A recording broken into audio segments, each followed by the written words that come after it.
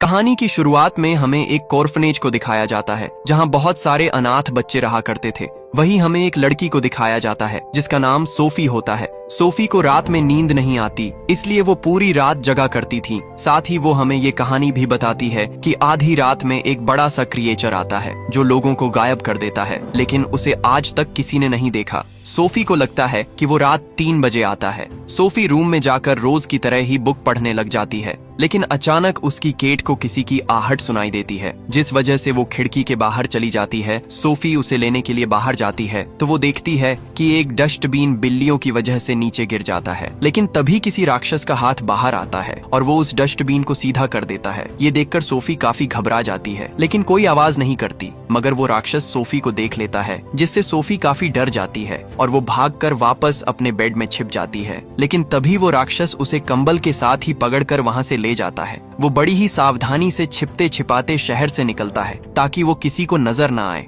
वो भागता हुआ अपनी दुनिया की तरफ बढ़ता है और वो बड़े से तूफान के अंदर चला जाता है, जिससे वो दैत्य की दुनिया में पहुंच जाता है। फिर वो सोफी को अपने घर में लेकर जाता है, जहां वो सोफी को एक लकड़ी पर टांग देता है। सोफी बहुत ही चालाक होती है, इसलिए वो वहां से निकलने के लिए खिड़की के पास जाती है। वो उस खिड़की को खोलने की कोशिश करती है, लेकिन तभी वहां रखी चीजें नीचे गिर जाती है, जिससे उस शैतान को पता चल जाता है और वो सोफी के पास आता है और उसे कहता है कि यहाँ से निकलने का कोई रास्ता नहीं है। फिर वो उसे टव्वे में डालकर टेबल पर लेकर जाता है और उसे बताता है कि तुम दैत्य देश में हो और मेरा नाम BFG है। तभी वहाँ दूसरे राक्षसों की आवाज सुनाई देती है, तो वो उसे बताता है कि मेरे जैसे 9 और राक्षस हैं और वो मुझसे काफी ज्यादा बड़े और ताकतवर हैं। सोफी काफी डर जाती है और वो उससे रिक्वेस्ट करती है कि प्लीज आप मुझे मत खाना। तो BFG उसे कहता है कि डरो मत, मैं तुम्हें नहीं खाऊंगा क्योंकि मैं एक अच्छा दैत्य हूँ और मैं सिर्फ सब्जियां ही खाता हूँ। तो सोफी कहती है कि फिर आप मुझे उठाकर यहाँ क्यों ले आए? मैं वहाँ ऑर्फनेज में रहा करती थी। तो BFG उसे कहता है कि क्या तुम वहाँ खुश थी? तो सोफी कहती है कि मैं वहाँ बिल्कुल भी खुश नहीं थी, क्योंकि उस ऑर्फनेज को चलाने वाली मैट्रन बहुत ही खड़ूस थी और वो हमें छोटी छोटी बातों पर सजा दिया करती थी। फिर सोफी BFG से पूछती है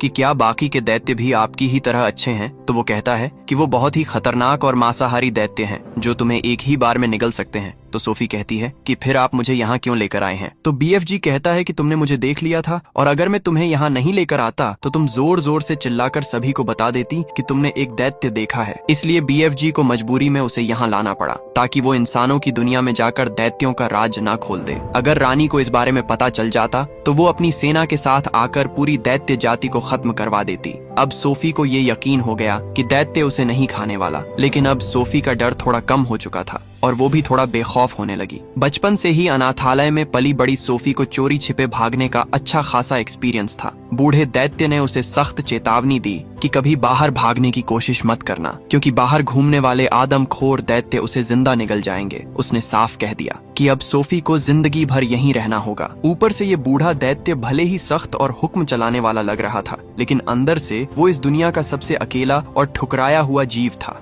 और उसे अब ये भी चिंता थी कि अगर बाहर घूमते दैत्यों को सोफी के बारे में पता चल गया तो शायद वो भी उसे नहीं बचा पाएगा। कुछ देर बाद दैत्य ने सोफी को एक नाव के ऊपर रखे बड़े से बैरल में डाल दिया और उसे सोने को कहा। जैसे ही सोफी सो गई, दैत्य एक झरने के पीछे छिपे रास्ते से गुजरते हुए एक गुप्त कमरे में पहुंचा। वहां चारों तरफ रंग बिरंगी चमकती हुई बोतलें रखी थीं। ये सारी बोतलें दरअसल सपनों से भरी थीं, जिन्हें दैत्य पकड़ कर लाता था। वो अलग अलग सपनों को इंसानों की दुनिया में जाकर उनके पास छोड़ता था। उसी दौरान उसने एक लाल रंग की बोतल निकाली और उस पर कुछ अजीब सा काम करने लगा जिसे समझ पाना नामुमकिन था। आखिर में उसने उसे सिर के ऊपर उठाकर हल्के से हिलाया। उधर सोती हुई सोफी अचानक चौंक कर जाग गई। उसने देखा कि दैत्य नीचे गहरी नींद में सो रहा था और उसके खर्राटों से पूरी नाव हिल रही थी। सोफी ने सोचा यही भागने का सबसे सही मौका है। वो धीरे धीरे खिड़की की तरफ बढ़ी, उसे किसी तरह खोलने में कामयाब हुई और चुपके से बाहर निकल आई। नंगे पांव वो पूरी ताकत से भागने लगी, लेकिन तभी अचानक जमीन के नीचे से एक विशाल हाथ निकला और उसे ऐसे उठा लिया जैसे कोई चूजा हो। सोफी मदद के लिए चिल्लाई और दैत्य की गुफा की तरफ देखते हुए मदद मांगने लगी, लेकिन इस बार बूढ़ा दैत्य चुप रहा और उसने गुफा का दरवाजा बंद कर लिया।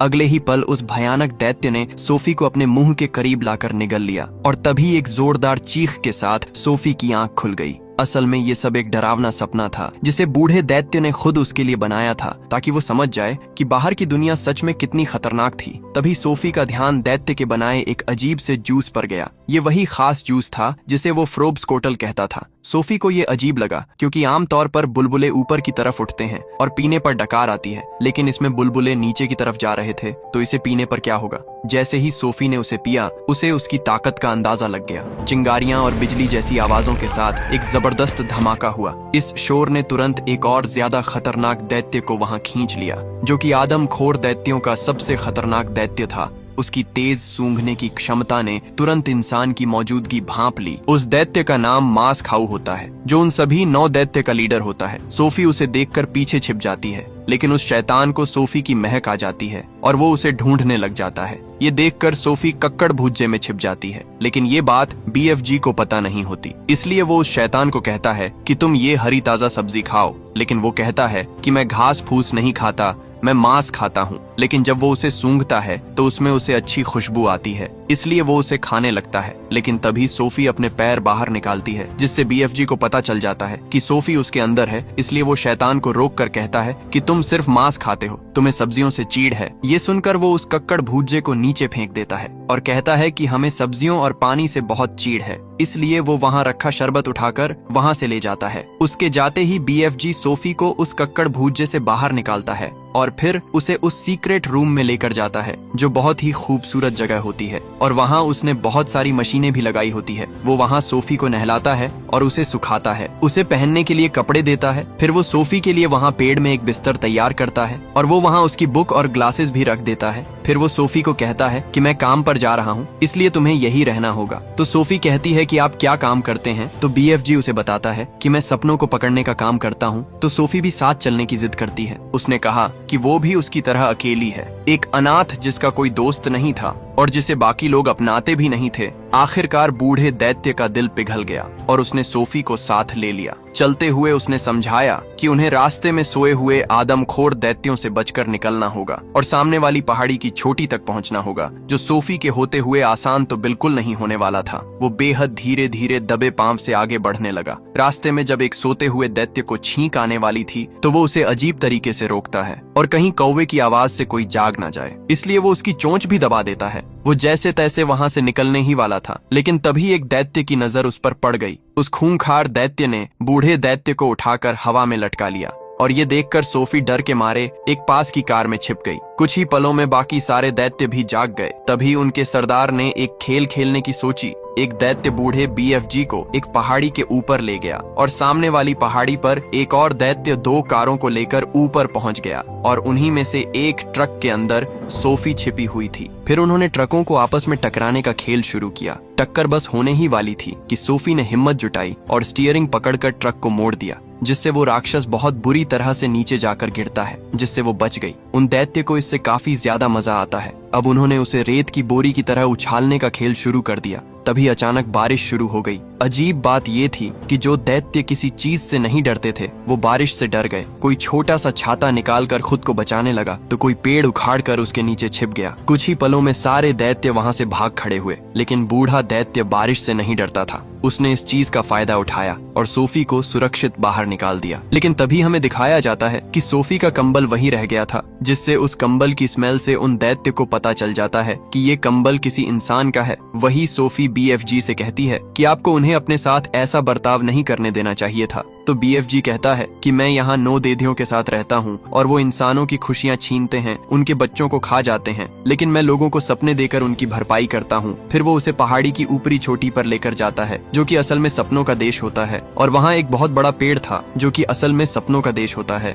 BFG उसे कहता है कि मुझे हर चीज सुनाई देती है, यहाँ तक कि मुझे चींटियों की आवाज भी सुनाई देती है, पर मुझे सबसे अच्छी कहानी पेड़ पौधों से सुनने को मिलती है, जो किसी आम इंसान को सुनाई नहीं देती। फिर सोफी जब उस तालाब के पास जाती है तो उसे उस तालाब के रिफ्लेक्शन में बहुत ही खूबसूरत दुनिया दिखाई देती है। फिर BFG उस तालाब में कूद जाता है और सपनों की दुनिया में पहुंच जाता है। सोफी ये देखकर काफी हैरान हो जाती है और फिर वो भी उस तालाब में कूद जाती है, जिससे वो भी सपनों की दुनिया में पहुंच जाती है। BFG उसे बताता है कि यहाँ से ही सभी सपनों की शुरुआत होती है, क्योंकि उस पेड़ पर सभी तरह के सपने बन रहे होते हैं। BFG उसे बताता है कि इन सपनों में से आवाज आती है और ये मुझसे बातें करते हैं, ये मुझे बताते हैं कि ये सपने किस तरह के हैं। फिर BFG एक सपने को पकड़ने लगता है, जिससे सोफी उन्हें गाइड करती है कि वो सपना किस तरफ है, लेकिन वो सपना BFG के पास नहीं आता और वो सोफी के पास जाता है। BFG उसे पकड़ लेता है और फिर उसे सोफी को दे देता है। BFG उसे कहता है कि ये बहुत मुलायम है और फिर उसे एक जार में बंद कर देता है। BFG सोफी को भी और सपने पकड़ने को कहता है। सोफी उन सपनों को पकड़ने के लिए उनके पीछे भागती है और वो बहुत दूर चली जाती है। तभी वहाँ एक बहुत बुरा सपना आता है और सोफी उसे ही पकड़ लेती है, क्योंकि उसे इसके बारे में पता नहीं होता। BFG उसके पास आता है और उसे कहता है कि ये बहुत बुरा सपना है, तुमने इसे क्यों पकड़ लिया, और फिर वो उसे एक अलग तरह की बोतल में बंद कर देता है। फिर वो दोनों उस तालाब से वापस दैत्य की दुनिया में आ जाते हैं और फिर वो वहाँ से इंसानों की दुनिया में जाते हैं, क्योंकि BFG को इंसानों को सपने देने थे। सोफी भी उनके साथ आती है और वो दोनों छिपते छिपाते एक घर के बाहर पहुंचते हैं, जहां एक बच्चा सो रहा होता है। सोफी उनसे पूछती है कि हम यहाँ ही क्यों आए, तो BFG उसे बताता है कि मुझे इस बच्चे के दिल की आवाज सुनाई दी, और फिर वो सोफी से पूछता है कि अब तुम बताओ कि मैं इसे कैसा सपना दूं। तो सोफी कहती है कि इस बच्चे को खुश कर दो, और फिर BFG अपने बैग में से एक बोतल निकालता है। सोफी BFG से पूछती है कि क्या सपने के बारे में आपको आपके माता पिता ने सिखाया, तो BFG उसे बताते हैं कि दैत्य के माँ बाप नहीं होते और मेरी उम्र इतनी है जितनी इस पृथ्वी की है। फिर वो अपने ट्रम्पेट की मदद से उस सपने को उस बच्चे के अंदर फूंक देते हैं, जिससे उस बच्चे को बहुत अच्छा सपना आता है और वो बहुत खुश हो जाता है। सोफी भी ये देखकर बहुत खुश होती है। फिर वो दोनों वापस दैत्य देश की तरफ निकलने लगते हैं। तभी उन्हें रास्ते में बाकी दैत्य दिखाई देते हैं, जो इंसानों के बच्चों का शिकार करने जा रहे होते हैं। ये देखकर BFG वहाँ छिप जाता है, क्योंकि वो भी उन्हें नहीं रोक सकता था। सोफी BFG से कहती है कि मेरा कंबल मेरे पास नहीं है, तो BFG अपनी जेब चेक करता है, लेकिन उसके पास वो कंबल नहीं होता। तो सोफी कहती है कि शायद वो मुझसे दैत्य देश में छूट गया होगा। ये सुनकर BFG काफी परेशान हो जाता है, क्योंकि दैत्य को उस कंबल की वजह से सोफी के बारे में पता चल गया होगा। इसलिए वो सोफी को बचाने के लिए उसी कोर्फनेज के बाहर छोड़ देता है, ताकि उन दैत्य से सुरक्षित रह सके। सोफी की जब आंख खुलती है तो उसे कुछ समझ नहीं आता। उसे लगता है कि ये कोई सपना है, लेकिन तभी वहाँ छिपा BFG उसे कहता है कि तुम अपना कंबल वहीं छोड़ आई हो, इसलिए उन दैत्य को तुम्हारे बारे में पता चल गया होगा, इसलिए तुम्हारा मेरे साथ रहना ठीक नहीं होगा। तो सोफी कहती है कि मुझे कुछ नहीं होगा, क्योंकि अब वो दोनों काफी अच्छे दोस्त बन गए थे, इसलिए सोफी उनसे दूर नहीं होना चाहती थी। तो BFG कहता है कि तुम्हारी ही तरह मेरा एक और दोस्त था, जिसे पढ़ना बहुत पसंद था और उसने ही मुझे पढ़ना सिखाया था, और तुमने उसी की ही ये लाल जैकेट पहनी है, और मैं उसे तुम्हारी तरह ही दैत्य देश ले गया था, लेकिन दैत्य को इसके बारे में पता चल गया और उन्होंने उसे मार दिया, इसलिए मैं नहीं चाहता कि तुम्हारे साथ भी ऐसा हो। तो सोफी कहती है कि मेरे साथ ऐसा नहीं होगा, क्योंकि हम उन दैत्य को रोकेंगे और कहीं और भेज देंगे, लेकिन BFG उसकी एक नहीं सुनता और अपना बैग लेकर वहाँ से जाने लगता है। सोफी उसे रोकने ही कोशिश करती है, लेकिन BFG उसकी नहीं सुनता और वहाँ से चला जाता है। तो सोफी भी वापस कॉर्फनेज में चली जाती है और वापस अपने बेड पर जाकर इसके बारे में ही सोचने लग जाती है। तो सोफी को BFG की बात याद आती है कि उन्होंने कहा था कि वो मेरे दिल की आवाज सुन सकते हैं, इसलिए सोफी को लगता है कि वो यही है, इसलिए वो खिड़की से बाहर जाकर नीचे कूद जाती है और उसका विश्वास सच्चा होता है। BFG उसे बचा लेता है, जिससे अब BFG को भी विश्वास हो जाता है कि वो किसी से नहीं डरती, इसलिए वो उसे अपने साथ वापस दैत्य लोग ले जाता है, जहां वो दोनों घर में सोच रहे होते हैं कि वो किस तरह से उन दैत्य को रोकेंगे। लेकिन तभी वहां राक्षसों के आने की आवाज आती है और BFG सोफी को उसी पेड़ में छिपा देता है। वो सारे दैत्य वहां आ जाते हैं। BFG उन्हें वहां से जाने को कहता है, तो वो दैत्य उसे वो कंबल दिखाता है और कहता है कि हम चले तो जाएंगे, लेकिन हम उस इंसान को लेकर जाएंगे। फिर वो सभी दैत्य उस कंबल को सूंघकर सोफी को ढूंढने लग जाते हैं, साथ ही वो वहां रखे सभी सामान भी तोड़ने लग जाते हैं। तभी उन सभी दैत्य का लीडर उसी पेड़ के पास जाता है, लेकिन सोफी उससे बचते हुए पानी में छिप जाती है और वो उस पानी के जरिए नीचे आ जाती है। वो वहाँ पेड़ में बने एक और दूसरे छोटे घर में जाती है, जहाँ बहुत सारे इंसानों के सामान रखा हुआ होता है। वो कमरा असल में उसी बच्चे का होता है जो पहले BFG के साथ रहा करता था। सोफी को वहाँ एक पेंटिंग भी मिलती है, जिसमें उस बच्चे ने BFG और उसकी तस्वीर बना रखी होती है, जिसमें BFG का मतलब बड़े फरिश्ता लिखा होता है, जिससे उसे पता चल जाता है कि वो दोनों कितने अच्छे दोस्त थे और उसी बच्चे ने उसका नाम BFG रखा था। तभी वहाँ उस रूम में वो दैत्य पहुँचने लगता है, लेकिन सोफी वहाँ छिप जाती है। वहाँ BFG भी सोफी को बचाने के लिए एक गर्म हुई रोड से उन पर अटैक करने लगता है और वो एक एक करके उन सभी को वहाँ से भगा देता है। वहाँ सोफी को रूम में इंग्लैंड की महारानी की तस्वीर दिखाई देती है, जिससे उसे एक आइडिया आता है और वो बाहर BFG के पास आती है और उन्हें कहती है कि मेरे पास एक आइडिया है और हमें महारानी की हेल्प लेनी होगी। फिर सोफी BFG को एक बहुत ही डरावना सपना बनाने को कहती है। वो उन्हें बताती है कि रानी को ये सपना आना चाहिए कि सारे 9 दैत्य इंग्लैंड में हैं और वो बच्चों को खा रहे हैं। फिर वो उन सभी राक्षसों को सपने में डालता है और उसमें वो पूरी सेना डालता है। सोफी उन्हें अपने आप को और BFG को भी उसी सपने में डालने को कहती है। फिर BFG इन सभी को डालकर उस सपने को पूरी तरीके से तैयार कर लेता है। सोफी कहती है कि महारानी को सपना आएगा कि मैं उनकी खिड़की पर बैठी हुई हूँ और फिर वो अचानक उठेगी और फिर वो हम दोनों को देखेगी। वो दोनों अपने प्लान के मुताबिक सबसे छुपते छुपाते हुए महारानी के रूम तक पहुँचते हैं और फिर BFG ने ट्रैम्पोलिन की मदद से उस बुरे सपने को महारानी के अंदर छोड़ता है, जिससे महारानी को उन दैत्यों का सपना आने लग जाता है। इस कारण उनकी आंख खुल जाती है। वहाँ उनकी नौकरानी मेरी भी वहाँ जाती है। महारानी उसे बताती है कि मैंने सपना देखा कि आदमखोर मांस खाने वाले दैत्य बच्चों को उनके रूम से बाहर निकाल कर खा रहे हैं। तभी मेरी न्यूज़पेपर में देखती है कि शहर से बच्चे गायब हो रहे हैं, जिससे वो काफी हैरान रह जाती है और वो महारानी को इसके बारे में बताती है, जिससे महारानी को याद आता है कि उन्होंने सपने में एक लड़की को खिड़की पर देखा था और वो मेरी को पर्दे खोलने को कहती है तो मेरी एकदम से डर जाती है क्योंकि वहाँ सोफी खड़ी हुई होती है। महारानी को विश्वास नहीं होता और वो कहती है कि मैंने ये भी सपने में देखा था और फिर वो सोफी से कहती है कि आपको यहाँ एक दैत्य लेकर आया है। तो सोफी उन्हें कहती है कि वो मेरे बेस्ट फ्रेंड है और उन्होंने ही ये सपना बनाया था। तो महारानी उसे पूछती है कि आप और आपके दोस्त यहाँ क्यों आए। सोफी कहती है कि आपको याद होगा क्योंकि आपने सपने में देखा होगा। तो महारानी कहती है कि हाँ, मुझे आपका प्लान याद है और फिर महारानी BFG को बुलाने को कहती है। तो सोफी कहती है कि आप पहले वादा कीजिए कि आप उन्हें चोट नहीं पहुंचाएंगी। तो महारानी कहती है कि हम वादा करते हैं। फिर सोफी BFG को आवाज देकर बाहर बुलाती है, लेकिन पहले तो BFG काफी डर रहे थे, लेकिन वो फिर हिम्मत करके बाहर आ जाते हैं। सैनिक भी उन पर हमला करने के लिए गन पॉइंट कर देते हैं। तो सोफी महारानी को कहती है कि आपने उन्हें चोट न पहुंचाने का वादा किया था। तो फिर महारानी सैनिकों को कहकर हथियार नीचे करवाने को कहती है। तभी सैनिक अपने हथियार नीचे कर लेते हैं और BFG महारानी के पास आता है और उन्हें वही बात कहता है जो सोफी ने उसे कहने को कहा था। महारानी भी BFG से मिलकर बहुत खुश होती है। फिर महारानी तैयार होकर नीचे जाती है, जहां BFG को भी अंदर लाया जाता है और फिर उसे बहुत बड़ी टेबल पर बिठाया जाता है, जहां उन्हें खाना खिलाया जाता है। BFG नए तरह का खाना खाकर बहुत खुश होता है क्योंकि उन्होंने आज तक सिर्फ कक्कड़ भुज्जा ही खाया था। महारानी ने वहाँ जर्नल्स को भी बुलाया था और महारानी उन्हें कहती है कि हमने इनसे वादा किया है कि हम दैत्य को रोकेंगे और आपको BFG के पीछे दैत्य देश जाना होगा। और फिर महारानी की पूरी आर्मी BFG के पीछे दैत्य देश की तरफ निकल जाते हैं। दैत्य देश में जाते ही सारे कंपास काम करना बंद कर देते हैं, लेकिन वो सही सलामत वहाँ पहुँच जाते हैं। BFG उन्हें वहीं रुकने को कहता है और फिर वो सोफी को लेकर वापस अपने घर जाता है, जहाँ वो एक और बुरे सपने को बनाने लगता है और वो सोफी को कहता है कि मैं उन दैत्य को भयानक सपना दूंगा और अगर इस सपने ने अपना काम कर दिया तो उठने के बाद उन दैत्य की हालत बहुत खराब होगी,